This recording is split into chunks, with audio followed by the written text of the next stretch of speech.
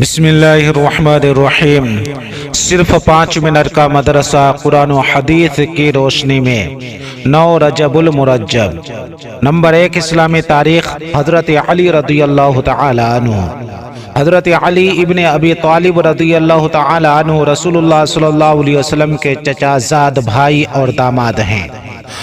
حضرت فاطمہ رضی اللہ تعالی عنہا کے شوہر اور حضرت حسن و حسین رضی اللہ عنہما کے والد محترم ہیں۔ بچوں میں سب سے پہلے حضرت علی رضی اللہ تعالی عنہ نے صرف 9 سال کی عمر میں اسلام قبول کیا۔ آپ رضی اللہ عنہ نے کبھی بتوں کی پرستش نہیں کی۔ حضور صلی اللہ علیہ وسلم نے حضرت علی رضی اللہ تعالی عنہ کی پرورش کی تھی۔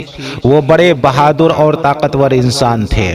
ان کی بہادری کا اظہار غزوہ خندق میں اس وقت ہوا جب دشمنوں کی طرف سے عمرو بن عبد عد سامنے آیا، جو تنہا 1000 شہ سواروں کے برابر سمجھا جاتا تھا۔ اس نے کہا، کون ہے جو میرے مقابلہ میں آنے کی ہمت رکھتا ہے؟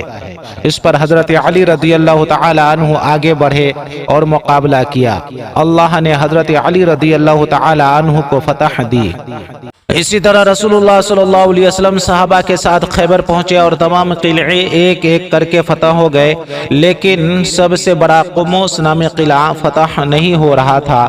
تو رسول اللہ صلی اللہ علیہ وسلم نے فرمایا، کل جھنڈا اس شخص کے ہاتھ میں ہوگا جس کو اللہ اور اس کا رسول پسند فرماتا ہے، اور اسی کے ہاتھ یہ قلعہ فتح ہوگا۔ اگلے دن رسول اللہ صلی اللہ علیہ وسلم نے حضرت علی رضی اللہ تعالی عنہ کو جھنڈا دیا۔ خیبر کے قلعہ کا دروازہ اتنا بھاری تھا کہ 40 آدمی بھی اس کو اٹھا نہیں سکتے تھے، مگر حضرت علی رضی اللہ تعالی عنہ نے تنہا اس دروازے کو اکھاڑ لیا، اور اللہ تعالی نے انہی کے ہاتھوں اس قلعے پر فتح عطا فرمائی۔ نمبر 2، اللہ کی قدرت۔ سورج گوہن اور چاند گوہن۔ اللہ تعالیٰ نے سورج اور چاند کو دنیا میں روشنی پھیلانے پر مامور کر رکھا ہے، جو اپنے وقت پر نکلتے اور ڈوبتے ہیں۔ اللہ تعالیٰ نے سورج کی روشنی کو گرم اور چاند کی روشنی کو ٹھنڈا بنایا۔ وہ کبھی کبھی سورج اور چاند میں اپنی نشانیاں دکھاتا ہے اور چمکتے ہوئے سورج کی روشنی کو بالکل مدھم کر دیتا ہے، جس کی وجہ سے یہ دنیا کچھ دیر کے لیے اندھیرے میں ڈوب جاتی ہے، جسے ہم سورج گوہن کہتے ہیں۔ اسی طرح کبھی کبھی چمکتے ہوئے چاند کی روشنی کو بھی چھین لیتا ہے، جسے ہم چاند گوہن کہتے ہیں۔ یہ اللہ تعالیٰ کی قدرت کی نشانی ہے۔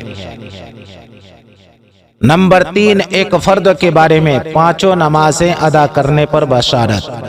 رسول اللہ صلی اللہ علیہ وسلم نے فرمایا، اللہ تعالیٰ فرماتا ہے، میں نے آپ کی امت پر 5 نمازیں فرض کی ہیں، اور اس بات کا عہد کر لیا ہے کہ جو شخص ان 5 نمازوں کو وقت پر پابندی کے ساتھ ادا کرے گا تو میں اس کو جنت میں داخل کروں گا، اور جو اسے پابندی سے ادا نہیں کرے گا تو اس کے لیے میرے پاس کوئی عہد نہیں ہے۔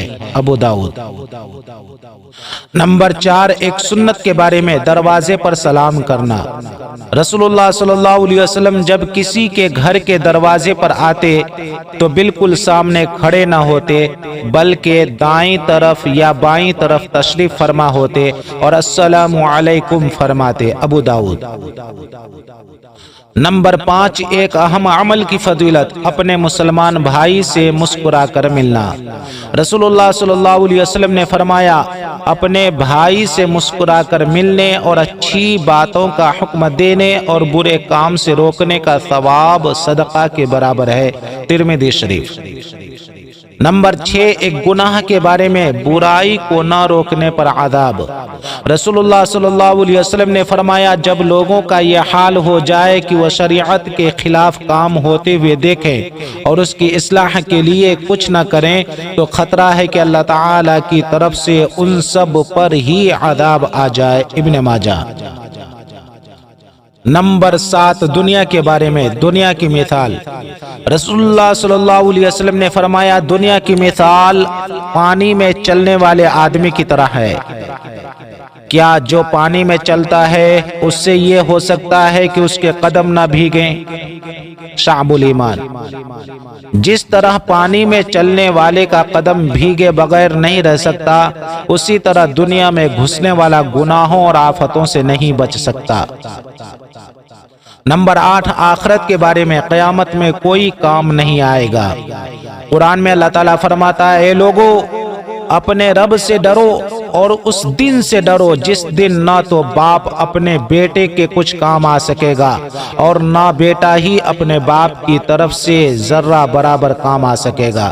بے شک اللہ کا وعدہ سچا ہے، تمہیں دنیا کی زندگی ہرگز دھوکے میں نہ ڈالے اور تم کو خدا تعالی کے بارے میں دھوکہ باز شیطان کسی دھوکہ میں نہ ڈالے۔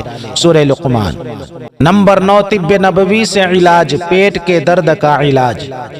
حضرت ابو ہریرہ رضی اللہ تعالیٰ عنہ فرماتے ہیں کہ میں نماز سے فارغ ہو کر آپ صلی اللہ علیہ وسلم کی خدمت میں آ کر بیٹھ گیا۔ پھر آپ صلی اللہ علیہ وسلم نے میری طرف توجہ فرماتے ہوئے ارشاد فرمایا، کیا تمہارے پیٹ میں درد ہے؟ میں نے کہا ہاں یا رسول اللہ صلی اللہ علیہ وسلم۔ تو آپ صلی اللہ علیہ وسلم نے فرمایا، اٹھو نماز پڑھو کیونکہ نماز میں شفا ہے۔ ابن ماجہ۔ نمبر 10، قرآن کی نصیحت۔ قرآن میں اللہ تعالیٰ فرماتا ہے، اے ایمان والو، جب تم آپس میں کسی متعینہ مدت کے لیے ادھار لین دین کا معاملہ کیا کرو تو اس کو لکھ لیا کرو۔ سورہ بقرہ۔